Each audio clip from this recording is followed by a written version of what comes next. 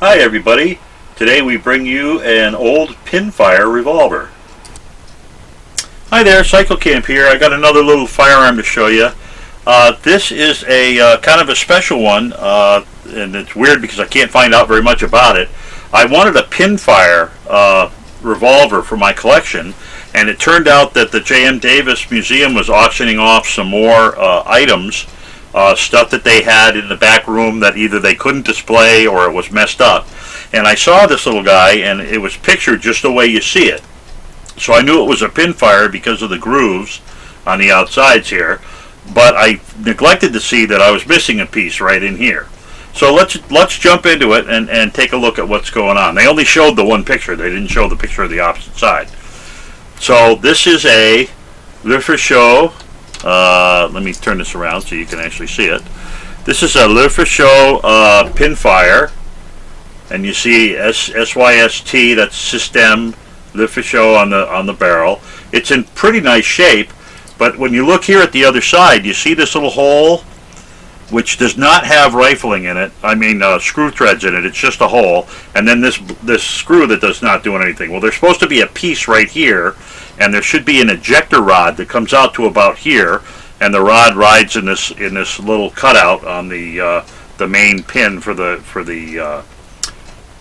cylinder, the cylinder release, and I didn't even notice that was missing. So that was kind of tough. But the difficult thing about this is it's unusual. It's got the way it's built is kind of weird. I've never seen another firearm like it.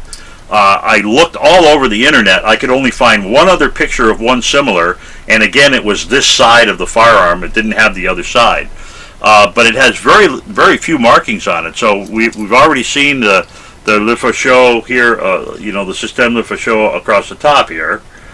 Another marking that it has, which is very difficult to see, is something that looks like an M. Let me see how close I can get it to the camera. So it looks like an M, but it has like scrolly work all around the outside, like little loops all around. Sorry, I got it out of frame again.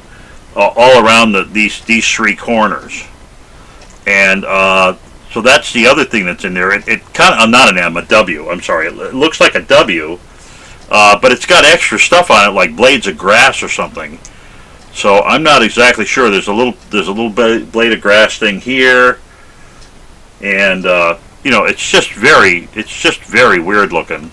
But anyway, I couldn't find that mark anywhere on the internet either, and I didn't find anything under the grips, and all of that. So let's talk about some of the what makes this one a little weird. So first thing that makes it a little weird is it actually has this. It's actually solid on the top.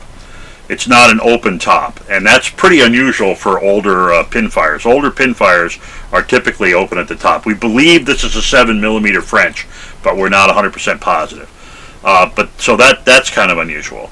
The second thing that's kind of unusual is this back plate, as well as the plate that holds on the loading gate, are held on with screws. They're not part of the firearm. This plate is actually a separate piece that's held on with these two screws, and that's kind of unusual. Usually these are all formed the same way.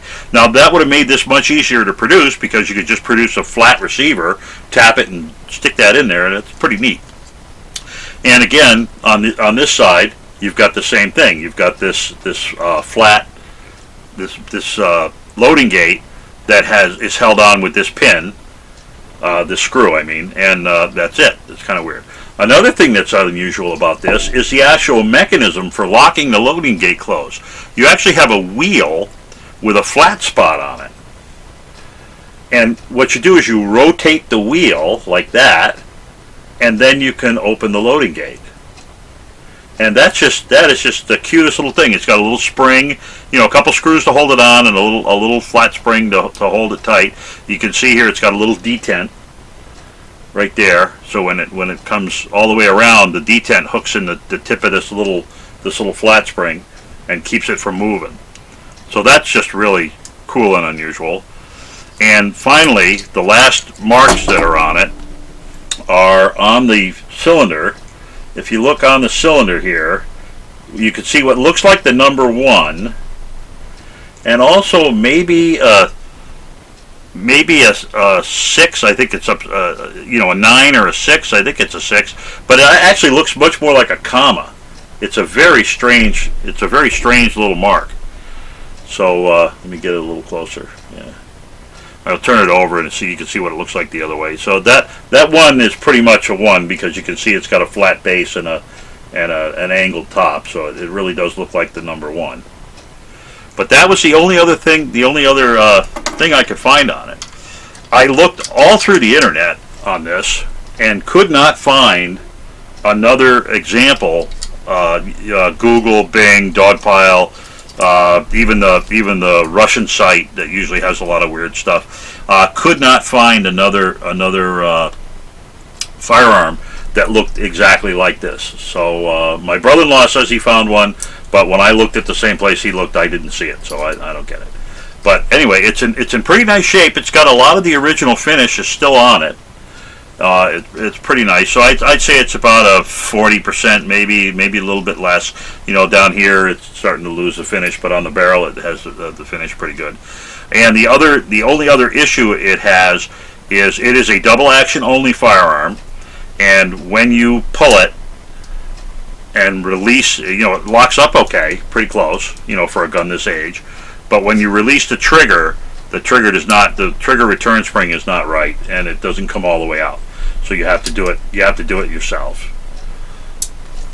But I would love to see if I could find parts for it. It's probably impossible because it's probably a very old gun. But it's an interesting little piece. It is a good example of what a pinfire is supposed to look like. I think it's neat that it has these screwed on parts instead of being formed as part of milling or casting the receiver, and it's pretty cool. I had a lot of, it was a pretty nice little addition to the collection. If I can find some more information and see if I might be able to find the ejector rod or that kind of thing. But that's going to have to be somebody that blew one up and didn't damage those parts. So we'll see. Even the grips are really not in bad shape. You see the screw for the grips. You can see that's a handmade screw. It's what do you call it? The slot's not even centered properly in the screw, but it's not in bad shape. It's not chewed up real bad, buggered up. And the grips themselves are they're nice and tight. They don't flop around at all. And they appear to have the appropriate amount of wear on them. So an interesting little gun with the little hump and all that, and I just cannot figure out how old it is or what model it might be. I haven't been able to figure that out yet. But it's all pretty much a flat receiver, and of course the barrel is integral to the receiver, so it's got the hexagonal barrel, but it's all flat and everything else is screwed onto it. Even the trigger guard is screwed on.